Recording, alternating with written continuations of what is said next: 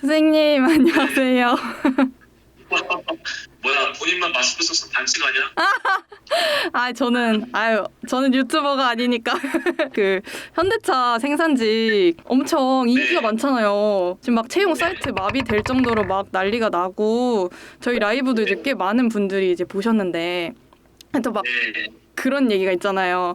이제 너무 이제 10년 만에 뽑는 거기도 하고, 너무 많은 사람들이 지원하기도 하고, 그러니까 이게 서류 합격 가능성이 거의 없는 거 아니냐. 뭐 그런 네. 얘기가 있는데, 선생님 어떻게 생각하세요? 충분히 그렇게 생각할 수는 있는데, 그래도 지원을 안 했을 때 확률과 그래도 지원했을 때 성공의 확률이 다르다라는 건 여러분들도 잘 알고 계시잖아요.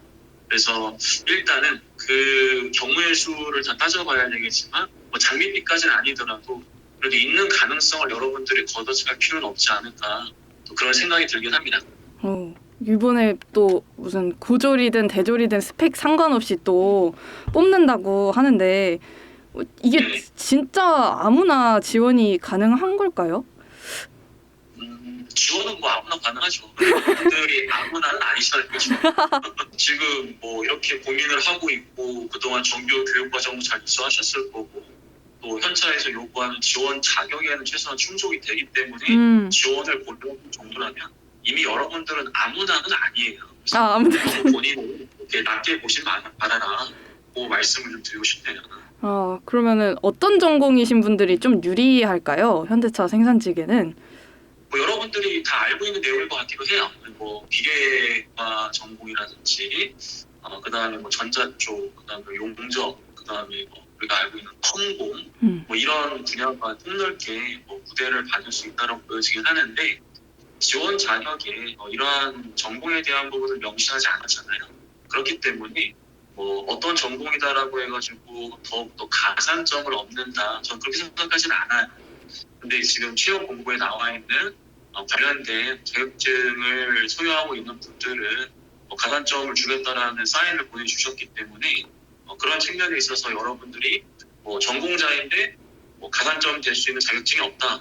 그리고 반대로 비전공자인데 여기 나와 있는 것들처럼 뭐 우대해주는 자격증을 보유하고 있다. 그러면 이제 개개인의 상황에 따라서 비전공이라도 얼마든지 지원할 수 있는 건 맞고요. 근데 이제 또 생산직은 막 그런 얘기가 있더라고요. 그 대학교 전공도 물론 이제 전공자가 유리하겠지만 오히려 또 고졸을 많이 뽑는다. 어차피 고졸 뽑는 거 아니냐. 이런 얘기도 있는데 요거는 어떤 얘기일까요? 이거는 약간 쌍팔년 얘기 같아요.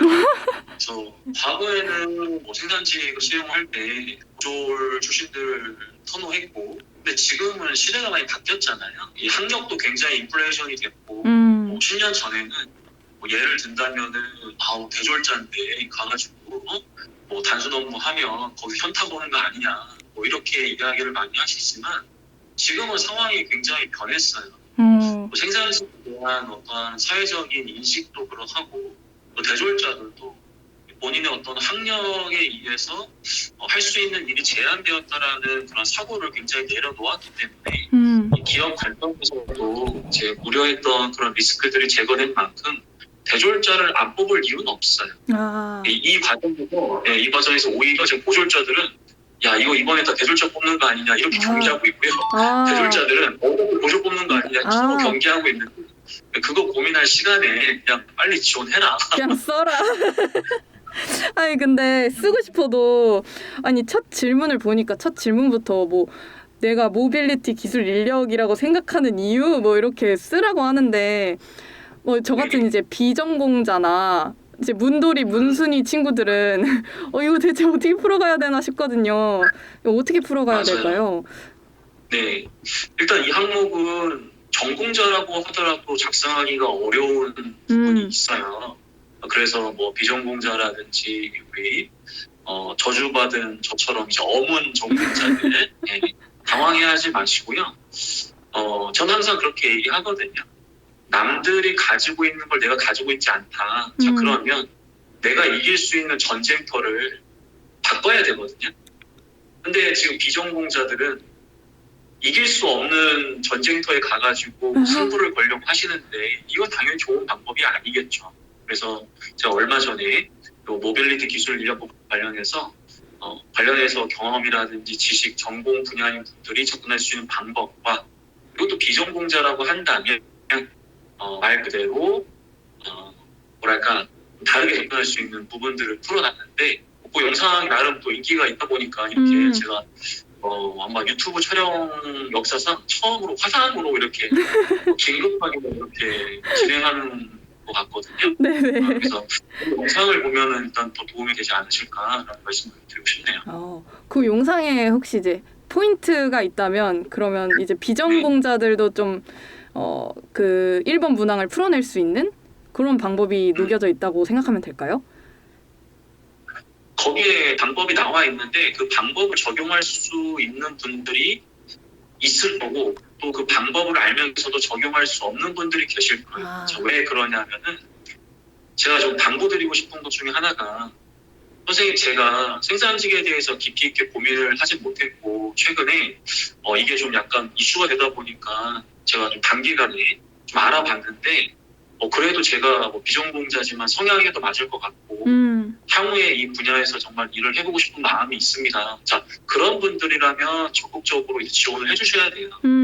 비록 내가 준비된 과거가 없다라고 하더라도 진지하게 왜 내가 모빌리티 기술을 이어가야 되는지 그리고 앞으로 미래적인 측면에서 내가 꾸준하게 이 업무를 잘 해낼 수 있다라는 그런 구체적인 계획들을 그래도 보여줄 수 있는 성의가 있어야 돼요. 성의는 있어라. 근데 예를 들어서 전공도 아니고 관심도 별로 없는데 남들이 지원을 많이 한다라고 하고 배우도 되게 좋다라고 하니까 혹시 나에게 기회가 오지 않을까? 이런 마인드를 갖고 계시다면 사실은 시간 낭비일 수도 있어요. 솔직하게 말씀을 드리면.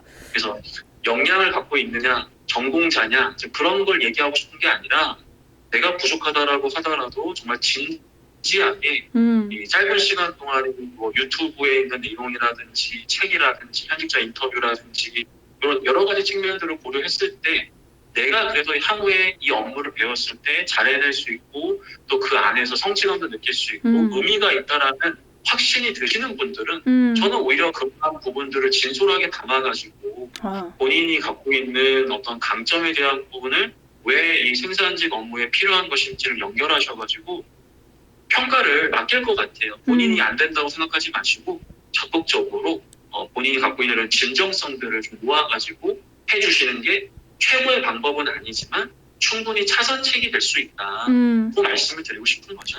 근데 그러면은 방금 말씀해주신 거 외에 이제 지원자들이 좀 현대자동차 생산직을 지원할 때 주의해야 할 점이 있다면 어떤 게 있을까요? 여러분들 유튜브에 보면은 굉장히 현대차와 관련된 영상들이 많이 나오고 있다는 걸 알고 있을 거예요. 그 중에는 좋은 정보도 있지만 제가 봤을 때는 동의하기 어려운 내용도 있거든요. 하지만 그건 어디까지나 저의 생각이겠죠. 그래서 제가 전달하는 내용을 포함해서 여러분들이 너무 맹목적으로 특정 유튜버들이 이야기하는 내용들을 다 받아들이게 되면은 오히려 여러분들한테 독이 될 수도 있다. 왜 그러냐면 이 유튜버에 따라 가지고 갖고 있는 배경도 다르고 그리고 예시도 다르고 감안하는 부분도 다를 수 있거든요. 그런 것들을 여러분들이 염두에 두셔야지 너무 그 사람들 것들을 하나하나 다 반영하려다 보면은 나중에는 이것 때문에 더 스트레스도 받으시고 괴물이 탄생될 수 있기 때문에 굉장히 좀 주의를 좀 해주셔야 될 것 같고요. 예를 들어가지고 강민영이가 밥 먹을 때는 김치가 필요한데요. 어떤 분들은 밥 먹을 때 김치 필요 없는데 이렇게 해버리면 여러분들이 헷갈리는 거거든요. 김치가 필요하다는 거냐 필요 없다는 거냐. 근데 제가 얘기할 때 예시는 그 라면 먹을 때는 김치가 있어야 되지 않겠어요? 라고 해서 라면이라는 얘기를 했는데 여러분들이 다른 유튜버한테 들었을 때는 짬뽕이라든지 짜장면 먹을 때 굳이 김치 필요하냐 그러니까 그런 느낌이 들 수 있는데 앞에 그 상황을 여러분들은 내려놓으시고 뒷부분에 김치가 필요 있다 없다 이런 식으로만 판단해버리게 되면은 그 전달자가 이야기하는 내용들도 파악하기가 어려울 수 있기 때문에 전체적인 내용들을 고려하시고 오히려 주관을 가지시고 자기 자신에 대한 부분을 믿으신 다음에 이렇게 보여주는 거 그런 게 정말 중요하다고 말씀을 드리고 싶어요. 그러면 좀 주관을 가지고 그 맥락을 좀 잘 이해를 하면서 받아들여야 되겠네요. 잘 구분하면서. 네, 결론은 아무도 믿지 마라. 아무도 믿지 마라. 하지만 자신만 믿어요. 그래도 이제 생산직 자소서를 쓰고 싶다면 선생님 라이브는 한 번 정도 참고하시라. 그러면 그렇게 말씀을 듣도록 하겠습니다. 선생님 오늘 감사합니다. 알겠습니다. 파이팅 하세요. 대졸자가 오히려 이번 채용에 유리할 수 있는 부분이 있다, 이 말씀을 드려보고자 하거든요. 뭐 크게 네 가지 이유가 있습니다. 첫 번째 이유는 그 인식의 변화예요. 10년 전에는 뭐 대졸자 같은 경우에는 내가 대졸자로서 뭐 단순 업무를 하는 거에 대해서 뭐 굉장히 본인 스스로 가치를 좀 낮추어서 생각하는 경향이 있다 보니까 입사해가지고 적응도 잘 못하고 오랜 기간 근무를 하지 못해서 퇴사로 연결되는, 그리고 또 그런 모습을 보여줌으로써 조직 문화에도 악영향을 주다 보니까 대졸자를 그렇게 썩 좋아하진 않았어요. 하지만 지금은 학력도 굉장히 인플레이션이 됐고 사회적으로도 생산직 업무에 대해서 뭐 긍정적인 측면도 있다라는 걸 잘 알고 있는 데다가 또 대졸자들 같은 경우에는 꼭 학력에 맞춰서 뭐 일을 해야 되는 게 아닐 수 있다라는 걸 너무나 잘 알고 있고, 조직도 이러한 인식의 변화를 고려했을 때 아무래도 뭐 대졸자를 막 비선호한다라든지 그럴 이유는 이제 많이 없어졌다라는 거죠. 자, 두 번째 이유는 바로 코로나19입니다. 이 코로나19로 인해서 지난 2년 동안 오프라인 활동들을 많이 못했잖아요. 자, 그러다 보니까 고졸자 같은 경우에는 지난 2, 3년 동안에 이러한 뭐 팬데믹으로 인해 가지고 관련된 단체 활동을 못했기 때문에 이 기업 관점에서는 그런 부분들이 좀 우려될 수 있잖아요. 근데 대졸자 같은 경우에는 물론 지난 2년간 단체 활동을 하지 못했다고 하더라도 뭐 3, 4년 이전에는 분명히 조직 활동을 했을 가능성이 있거든요. 그러다 보니까 이런 부분에 있어서 대졸자들이 유리한 측면도 충분히 있을 수 있다. 세 번째 이유는 이제 앞에서 얘기했던 그 이유와 좀 연결되어서 말씀을 좀 드릴 텐데요. 10년 동안의 채용을 안 하면서 아무래도 기존에 있는 분들의 나이가 굉장히 높아질 수밖에 없잖아요. 자, 그 말은 기존에 있는 분들과 이번에 새롭게 입사하는 분들 간의 세대 간의 격차가 굉장히 커지고 있다는 뜻이에요. 이 세대 갈등이라는 것은 비단 현대차의 고민뿐만 아니라 많은 기업에서 걱정하는 부분들인데, 대졸자 같은 경우에는 이게 무기가 된다라고 얘기하기 좀 조심스럽지만 나이가 그래도 좀 있을 거 아니에요.